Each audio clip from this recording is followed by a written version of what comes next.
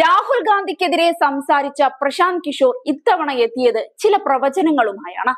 സംഭവം ഒന്ന് കേട്ടുനോക്കാം.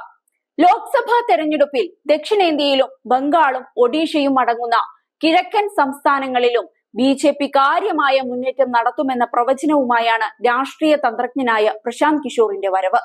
ഈ മേഖലയിലെ സംസ്ഥാനങ്ങളിൽ നിന്നും ബി.ജെ.പി കഴിഞ്ഞ വർഷത്തേക്കാൾ സീറ്റ് നേടുമെന്ന് പറയുന്ന അദ്ദേഹം തമിഴ്നാട്ടിൽ വോട്ട് വിഹിതത്തിൽ വൻ വർധനവ് സൃഷ്ടിക്കുമെന്നും അവകാശപ്പെടുന്നുണ്ട്.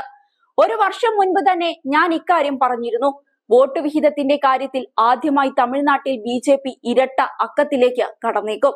തെലങ്കാനയിലേക്ക് വരികയാണെങ്കിൽ ബി.ജെ.പി ഒന്നാമത്തേതോ രണ്ടാമത്തേതോ വലിയ കക്ഷിയായി മാറിയേക്കും. ഒഡീഷയിൽ ഒന്നാമനാകുക ബി.ജെ.പി ആയിരിക്കുമെന്നത് നിങ്ങളെ തികച്ചും ആശ്ചര്യപ്പെടുത്തിയേക്കുമെന്ന് ഒരു പ്രമുഖ മാധ്യമത്തിന് നൽകിയ അഭിമുഖത്തിൽ പ്രശാന്ത് കിഷോർ പറഞ്ഞു. പശ്ചിമ ബംഗാളിൽ ബി.ജെ.പി ഒന്നാം സ്ഥാനത്തെത്താൻ പോകുന്നുവെന്നാണ് എന്റെ മനസ്സ് പറയുന്നത്.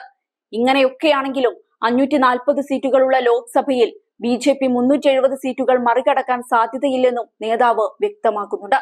2014ലെയും 19ലെയും ലോക്സഭാ തെരഞ്ഞെടുപ്പുകളിൽ തെലങ്കാന, തമിഴ്നാട്, ആന്ധ്രാപ്രദേശ്, കേരളം, ഒഡീഷ, പശ്ചിമ ബംഗാൾ, ബീഹാർ എന്നിവിടങ്ങളിൽ നിന്നായി 50 സീറ്റുകൾ തികയ്ക്കാൻ ബി.ജെ.പിക്ക് സാധിച്ചിരുന്നില്ല. അതേസമയം 2014ൽ 29 സീറ്റുകൾ നേടിയ 2019ൽ 47 സീറ്റുകളുമായി മികച്ച മുന്നേറ്റം നടത്തി.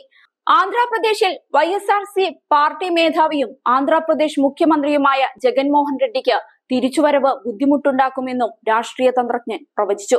അരുണാചൽ പ്രദേശ്, ഒഡീഷ, സിക്കിം എന്നിവയുൾപ്പെടെ 4 സംസ്ഥാനങ്ങളിൽ ലോക്സഭാ തെരഞ്ഞെടുപ്പിനൊപ്പം നിയമസഭാ തെരഞ്ഞെടുപ്പും നടക്കാനിരിക്കുന്ന പശ്ചാത്തലത്തിൽ കൂടിയാണ് അദ്ദേഹത്തിന്റെ ഈ പ്രവചനം. ആന്ധ്രാപ്രദേശിൽ ജഗൻമോഹൻ റെഡ്ഡിക്ക് തിരിച്ചുവരവ് ബുദ്ധിമുട്ടേറിയ കാര്യമാണ്. അതിന് നിരവധി കാരണങ്ങളുമുണ്ട്. അതിലൊന്നാണ് ജഗൻമോഹൻ റെഡ്ഡിയെ പോലുള്ള നേതാക്കൾ ഒരു നേതാവെന്നതിനേക്കാൾ ദാതാവായി മാറിയെന്നത്. ഇവ രണ്ടും തമ്മിൽ വലിയ വ്യത്യാസമുണ്ട്.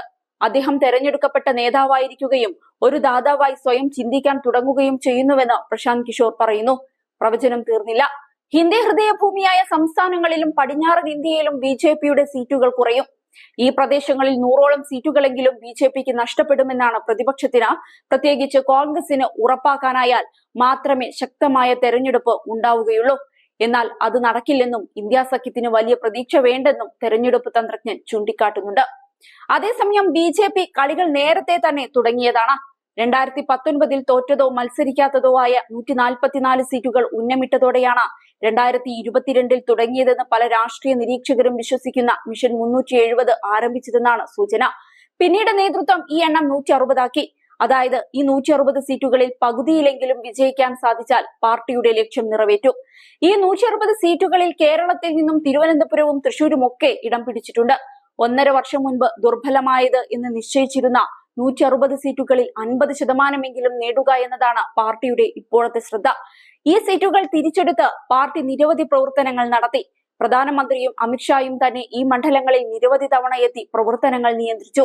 ഒഡീഷ, പശ്ചിമ ബംഗാൾ, പഞ്ചാബ് എന്നിവിടങ്ങളിലെ നിരവധി സീറ്റുകളാണ് ഈ ലക്ഷ്യത്തിന്റെ കേന്ദ്രബിന്ദു. കൂടാതെ പഞ്ചാബിലും ദക്ഷിണേന്ത്യയിലും പ്രത്യേകിച്ച് കേരളം, തമിഴ്നാട്, ആന്ധ്രാപ്രദേശ് എന്നിവിടങ്ങളിലെ സീറ്റുകളും ഈ പട്ടികയിലുണ്ട്. ദക്ഷിണേന്ത്യയിലേക്കുള്ള ബി.ജെ.പിയുടെ നോട്ടം പക്ഷേ ഇത്തവണയും വെള്ളത്തിൽ വരച്ച വര പോലെയാകുമെന്നതിൽ സംശയം വേണ്ട.